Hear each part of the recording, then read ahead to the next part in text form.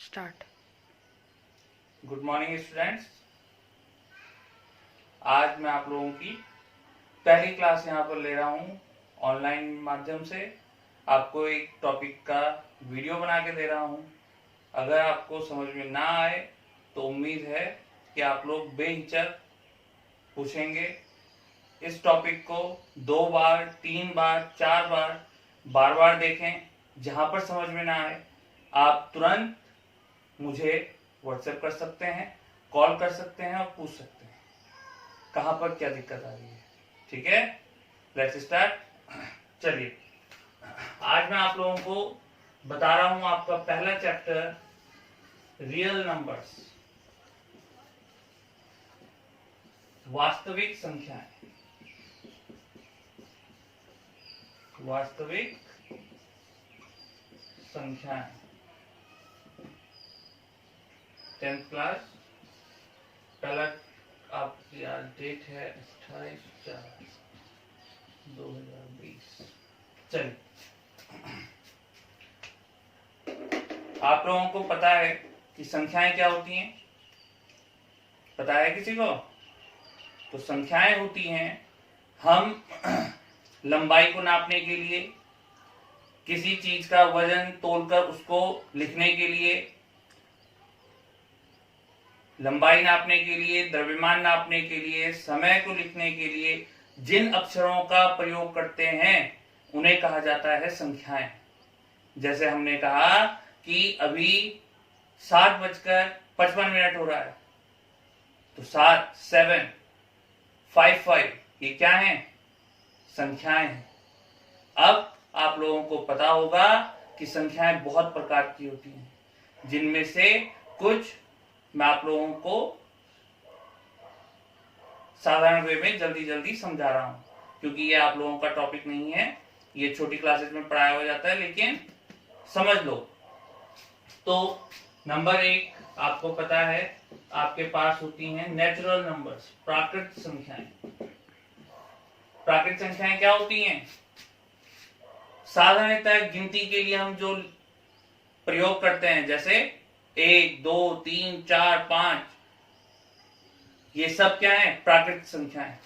तो इन्हें डिनोट किया जाता है n से। तो natural numbers are 1, 2, 3, 4 dot dot dot up to infinite, अनंत तक। ये संख्याएं जो हमारी साधारणतः गिनती हैं, इन्हें ही हम कहते हैं ये है हमारी प्राकृतिक संख्याएं। इन्हें n से निरूपित किया जाता है। ठीक। सेकेंड वन इज पूर्ण संख्याएं। पूर्ण संख्याएं क्या होती हैं? अगर हम इन प्राकृतिक संख्याओं के साथ जीरो को भी ऐड कर दें, मतलब कि अगर हम जीरो से अपनी गिनती शुरू करें, 0, 1, 2, 3, 4, 5 dot dot dot up to infinity, तो इन्हें कहा जाता है पूर्ण संख्याएं। कहने का अर्थ हुआ कि जो प्राकृतिक संख्याएं होंगी, प्राकृतिक संख्याएं हैं, वो शुरू होती हैं 1 से। इसका मतलब सबसे छोटी प्राकृतिक संख्या है 1 और सबसे छोटी पूर्ण संख्या है 0। This is the major difference. पूर्ण संख्याएं 0 से शुरू होती हैं, कहां तक? अनंत तक। और प्राकृतिक संख्याएं शुरू होती हैं 1 से लेकर अनंत तक। पूर्ण संख्याओं को डिनोट किया जाता है W से।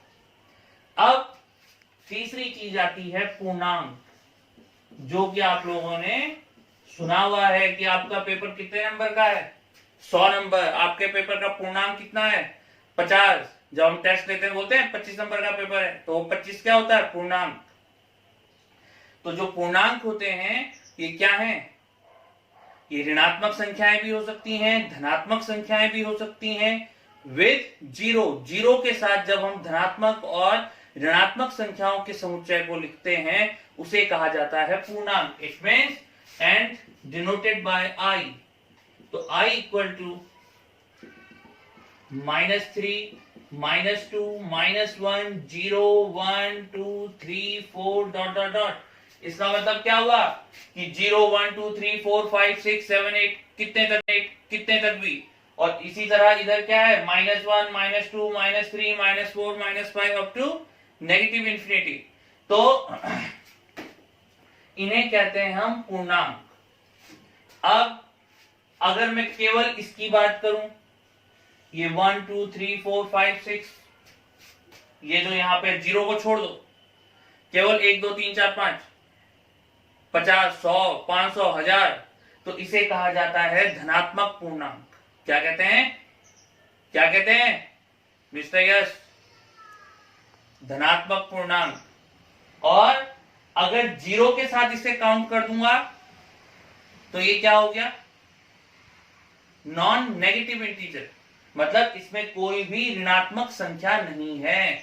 तो जीरो से अगर हम इसकी शुरुआत करते हैं तो नॉन नेगेटिव इंटीजर, और अगर इस -1 -2 -3 -4 को लूंगा तो इसे कहा जाएगा नेगेटिव इंटीजर, ऋणात्मक पूर्णांक।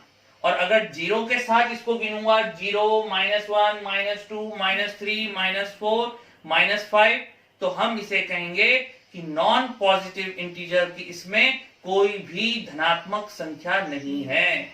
अब आप यहां पर ये देख रहे होंगे कि जो हमारा ये जीरो है, जैसे मैंने यहां पे क्या लिखा, हमने लिखा 1 -1 2 -2 3 -3, मतलब कि जो भी मैं संख्या लिख रहा हूं उसका ऋणात्मक संख्या भी हमारे पास है। एक था तो उसका -1 भी है, 2 है -2 भी है, 3 है -3 भी है, लेकिन जीरो के साथ प्लस माइनस कुछ नहीं। तो जीरो जीरो होता है, वो पॉजिटिव नहीं होता, वो नेगेटिव नहीं होता है। तो जैसे हम इधर वालों को नेगेटिव इंटीजर कह रहे हैं, इसको पॉजिटिव इंटीजर कह रहे हैं, तो जो जीरो है वो न्यूट्रल इंटीजर होता है, उदासीन पूर्णांक, उसमें प्लस माइनस नहीं होता है। तो ये ध्यान रखेंगे। कई बार बच्चे क्या कर देते हैं, जीरो को कभी +0 बोलते हैं, कभी -0 बोल देते हैं। तो ये ध्यान रखना है कि जीरो प्लस माइनस नहीं होता, जीरो जीरो, उसके साथ प्लस नहीं लिखना है, माइनस नहीं लिखना है। अब इसके बाद आपके पास नंबर 4 मेन चीज है परिमेय संख्याएं, जो आप 8th में 7th में 9th में बहुत डिटेल में पढ़ चुके हैं कि परिमेय संख्याएं, रैशनल नंबर्स क्या होते हैं?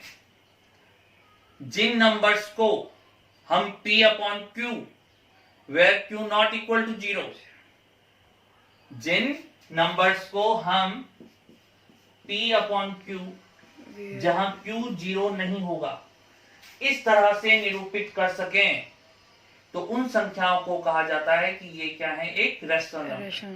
जैसे 3/7, 2/9, 22/7, 5/6, these all are the rational numbers। यहाँ पर ये Q क्या है, 7 है, 9 है, 7 6, ये 0 नहीं होना चाहिए। समझ में आ रहा कि परिमेय संख्या कौन होंगी? जिन्हें हम P/Q के रूप में लिख सकते हैं, और जहां पर जो Q है, जो डिनोमिनेटर है, जो हर है, वो 0 नहीं होना चाहिए। क्लियर? सेकेंड थिंग, इसी में आप यहां पर देखो, इस परिमेय संख्या में एक तो ये टाइप हो गया। दूसरा टाइप क्या होगा? जैसे 5 0 3 29 58, ये भी आपके परिमेय संख्याएं हैं। अब किसी बच्चे के दिमाग में आ रहा होगा कि अभी तो सर ने कहा कि P/Q के रूप में जिसे लिखेंगे वो परिमेय संख्या है, तो इसमें तो अपॉन में कुछ है ही। तो आपको ये पता है, अंडरस्टूड है कि जब इसके नीचे कुछ नहीं है, इट मींस यहाँ 1 है, इसके नीचे 1 है। तो इस तरह की संख्याएं भी हमारे पास क्या है, परिमेय संख्या। थर्ड वन कि परिमेय संख्याएं और क्या होंगी। अब अगर दशमलव की फॉर्म में आए, कि दशमलव संख्या के रूप में हम कैसे बताएंगे कि कौन परिमेय है और कौन नहीं है। तो हमेशा ये ध्यान रखना है कि परिमेय संख्याएं कौन होंगी। ध्यान से देखो इधर, अगर दशमलव के रूप में, जैसे सपोज मैंने आपको कहा कि 5.326 या 12.3758 या 3 होगा, कि अभी तो सर ने कहा कि P/Q के रूप में जिसे लिखेंगे वो परिमेय संख्या है, तो इसमें तो अपॉन में कुछ है ही।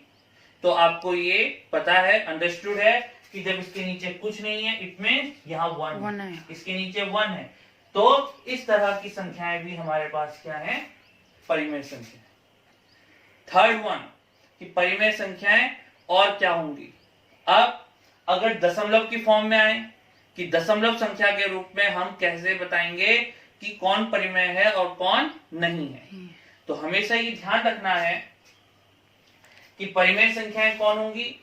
ध्यान से देखो इधर, अगर दशमलव के रूप में, जैसे सपोज मैंने आपको कहा कि 5.326 या 12.3758 या 3.4, इस तरह की संख्याएं जिनमें जब हम भाग की प्रक्रिया अपनाएंगे और भाग पूरा पूरा चल जाएगा, जब पूरा पूरा भाग हो जाए, शेषफल कुछ ना बचे, तो उस प्रकार की दशमलव प्रसार को भी हम कहते हैं कि ये परिमेय संख्या है। इसे कहा जाता है शांत दशमलव प्रसार। इसे हम क्या कहते हैं, इसे कहा जाता है शांत दशमलव प्रसार। टर्मिनेटिंग डेसिमल एक्सपेंशन, कि जब आप डिवाइड करें और डिवाइड होने के बाद रिमाइंडर 0, इट मीन्स कि आपका जो डिवीजन प्रोसेस था कंप्लीटली सॉल्व हो गया, आपके पास कुछ भी शेष नहीं बच रहा है। भले ही दशमलव के बाद आपने 4 अंक प्रयुक्त करे हों या 2 अंक प्रयोग करे हों या 1 अंक तक आपने भाग दिया, लेकिन आपका भाग पूरा पूरा चला गया है, तो इसे कहते हैं हम टर्मिनेटिंग डेसिमल एक्सपेंशन, शांत दशमलव प्रसार। अब दूसरा स्टेप आ सकता है कि सपोज आपका डिवीजन कंप्लीट ना हो, आपका भाग पूरा पूरा ना जा रहा हो। इसका अर्थ समझ गया। पहले यहां पर देखो कि भाग पूरा पूरा जाने का मतलब कि जैसे सपोज मैंने आपको बोला कि 3125, तो शांत दशमलव प्रसार आप समझ गए कि जब हम कुछ डिवाइड करेंगे और अगर डिवीजन कंप्लीट हो गया तो उसे कहा जाता है शांत दशमलव प्रसार। ठीक है, जैसे एक समझ लो तुम लोग, जैसे माना मैंने कहा 37 डिवाइडेड बाय 8, तो क्या होगा, 8 4 जा 32, कितना बचा 5.0, 8 6 जा 48, कितना 2 0, 8 2 जा 16, कितना बचा 4 0, 8 5 जा 40। तो इस तरह का जब हम डिवीजन प्रोसेस करेंगे, भाग देंगे और आपको भागफल क्या होगा, पूरा पूरा मिल जाएगा। दशमलव के बाद कितने अंक तक ये भाग गया, 3 अंकों तक, 6 2 5। तो इस तरह का जो भाग होता है और जो हमें आंसर मिला कि 4.625, इसे हम कहते हैं कि ये है आपका टर्मिनेटिंग डेसिमल एक्सपेंशन, मतलब शांत दशमलव प्रसार। कोई दिक्कत नहीं। अब दूसरी कंडीशन क्या हो सकती है, इसको भी समझ लो जरा। अब एक कंडीशन हमारे सामने ये भी आ सकती है, मान लो कि आपका दशमलव प्रसार शांत नहीं है, मतलब कि आपका भागफल पूरा पूरा नहीं जा रहा है, उसमें शेष बचता जा रहा है, लेकिन क्या हो रहा है कि अगर उसमें कोई अंक बार बार रिपीट हो रहा है, कोई डिजिट बार बार रिपीट हो रही है, तो उस तरह का दशमलव प्रसार भी परिमेय संख्या कहलाता है। ये संख्याएं परिमेय हैं। जैसे माना मैं आपको एक एग्जांपल दूं बहुत छोटा सा कि 20 डिवाइडेड बाय 3, तो 3 6 जा 18, 2 पॉइंट लगा 0, 3 6 जा 18, फिर 2, फिर 0, 3 6 जा 18, फिर 2, फिर 0, 3 6 जा 18। तो ये जो 2 है बार बार चलता रहेगा। समझ में आ रहा? तो इसमें क्या होगा कि आपका जो शेषफल है वो किसी भी सूरत में खत्म नहीं हो पा रहा है।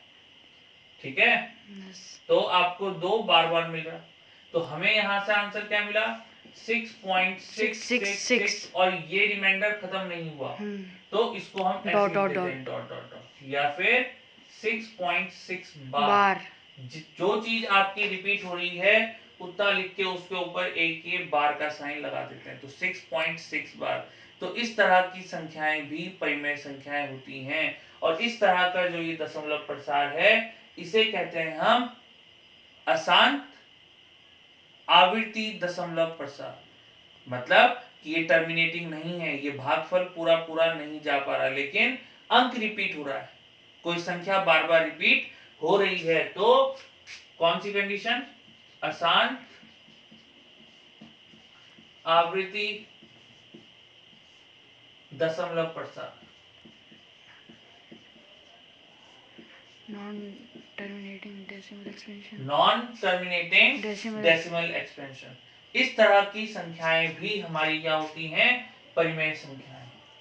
यानी कि जैसे 6.666 डॉट डॉट डॉट या 3.666 डॉट डॉट डॉट या 2.424242 डॉट डॉट डॉट।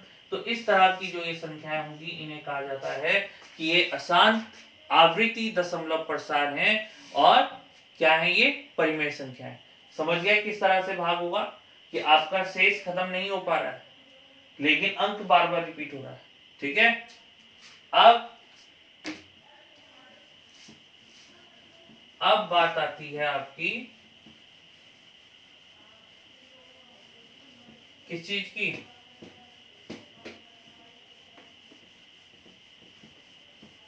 अपरिमेय संख्याएं। तो अपरिमेय संख्याएं कौन है? जो परिमेय संख्या नहीं होगी उसे हम क्या कहेंगे? अपरिमेय संख्याएं, इरेशनल नंबर। मतलब ऐसे नंबर जिन्हें हम p अपॉन क्यू, जहां q नॉट इक्वल टू 0 इस तरह से नहीं लिख पाएंगे। जिस संख्या को हम इन तरह से निरूपित ना कर पाए, यानी कि जो संख्या परिमेय संख्या नहीं होगी उसे हम क्या कहते हैं? अपरिमेय संख्या। समझ गए? ठीक है। और इसके उदाहरण क्या हो सकते हैं? जैसे √2, √5, √6, इस तरह से, यानी कि जिसका वर्गमूल, घनमूल आदि ना निकल सके वो हमारी संख्याएं क्या है? अपरिमेय संख्या। और अगर दशमलव की फॉर्म में अगर हम किसी को बोले तो जो decimal expansion non terminating non repeated होगा, मतलब अशांत भी होगा और अनावृत्ति भी होगा, उसमें कोई अंक रिपीट भी नहीं हो रहा होगा और कोई चीज डिवीजन भी पूरा नहीं होगा, तो उसे हम कहते हैं कि वो अपरिमेय संख्या है। कैसी वाली? अशांत अनावृत्ति और नॉन टर्मिनेटिंग डेसिमल एक्सपेंशन दशमलव प्रसार। हाँ,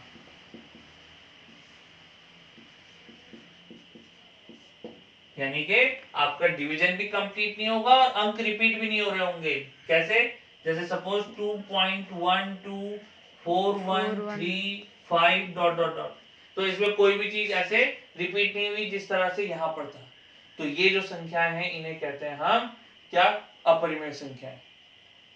और अब आता है आपके पास वास्तविक संख्याएं। वास्तविक संख्याएं, रियल नंबर्स। तो रियल नंबर्स कौन है? समस्त परिमेय और अपरिमेय संख्याओं के समुच्चय को, जितनी भी आपकी परिमेय संख्याएं थी या अपरिमेय संख्याएं थी उन सब का समुच्चय कहलाता है वास्तविक संख्याएं। जो आपकी परिमेय संख्याएं, इसके अंदर आपके पास प्राकृतिक संख्याएं भी आ गई, पूर्ण संख्याएं भी आ गई, पूर्णांक भी आ गए, भिन्ने भी आ गई। ठीक है। अपरिमेय संख्याओं के अंदर आपके अंडर रूट वाले भी आ गए, non terminated non repeating numbers भी आ गए। तो वास्तविक संख्याएं क्या हुई? समस्त परिमेय संख्याओं एवं अपरिमेय संख्याओं का जो समुच्चय है उसे कहा जाता है वास्तविक संख्या। ठीक है, कोई दिक्कत? मतलब कि वास्तविक संख्याएं आपकी कौन है? 5 भी आपकी वास्तविक संख्या है, √3 भी आपकी वास्तविक संख्या है, -1/7 भी आपकी वास्तविक संख्या है, -2/√3 भी आपकी क्या है, वास्तविक संख्या है। √7 भी आपकी वास्तविक संख्या है। तो ये सब आपकी क्या है, वास्तविक संख्या, यानी कि set of all rational and irrational numbers are real numbers. सभी वास्तविक संख्याओं के अंदर सब कुछ आ गया, जिस प्रकार की भी आपकी संख्याएं होती हैं। यानी कहने का मतलब हुआ कि -∞ टू +∞, -∞ से लेके +∞ तक जो भी संख्याएं होती होंगी वो सब आपकी वास्तविक संख्याएं हैं। समझ में आ गया कि नहीं आया? आगे यहाँ तक क्लियर है? यस। कोई दिक्कत? नो। ठीक।